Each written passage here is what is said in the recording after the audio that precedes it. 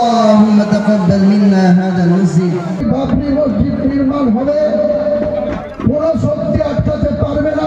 ৩৩ বছর আগে সাম্প্রদায়িকতার বলি হয়েছিল ঐতিহাসিক বাবরি মসজিদ, যেটিকে কেন্দ্র করে কেবল ভারত জুড়েই নয় বরং বিশ্বের বিভিন্ন দেশের মুসলিমদের মধ্যে ব্যাপক আলোড়ন দেখা দিয়েছিল সে সময়। কিন্তু কথায় আছে, ইতিহাস ফিরে আসে বারবার। এবার নতুন করে সেই বাবরি মসজিদ নির্মাণের উদ্যোগ নিয়েছেন তৃণমূল কংগ্রেস থেকে সদ্য বহিষ্কৃত এক নেতা।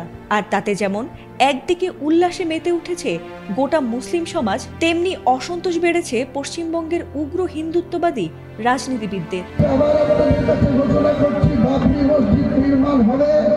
মুর্শিদাবাদের রেজিনগর এলাকায় অযোধ্যার বাবরি মসজিদের আদলে একটি নতুন মসজিদ নির্মাণের উদ্যোগ নিয়েছেন তৃণমূল কংগ্রেস থেকে সদ্য বহিষ্কৃত বিধায়ক হুমায়ুন কবির।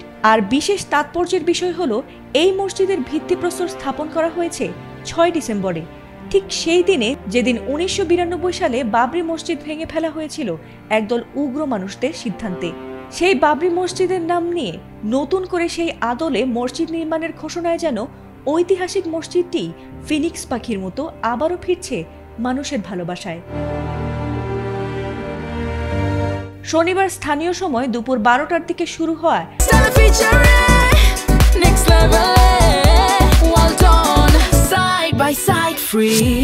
মসজিদটির ভিত্তিপ্রস্তর স্থাপন অনুষ্ঠানে হাজার হাজার মানুষ উপস্থিত ছিলেন। ধর্মীয় স্লোগান, আবেগময় পরিবেশ আর মানুষের স্বতঃস্ফূর্ত উপস্থিতি যেন পুরো এলাকাকে উৎসব মুখর করে তোলে। এ সময় আনন্দ উল্লাসে অনেক মুসল্লিকে মাথায় ইট বহন করে ভিত্তিপ্রস্তর স্থাপনে অংশ নিতে দেখা গেছে, যা মুহূর্তের মধ্যেই সামাজিক যোগাযোগ মাধ্যমে ভাইরাল হয়েছে। আর এই দৃশ্যটি মসজিদ নির্মাণের সাধারণ মানুষের এমন উপস্থিতি যেন তাদের আন্তরিক সমর্থনকেই তুলে ধরেছে। তবে এই অনুষ্ঠানকে কেন্দ্র করে রাজনৈতিক উত্তেজনা তীব্র হয়েছে। এমনকি তৃণমূল কংগ্রেস হুমায়ুন কবিরকে দলীয় শৃঙ্খলা ভঙ্গের অভিযোগে সাময়িকভাবে বহিষ্কার করা হয়েছে।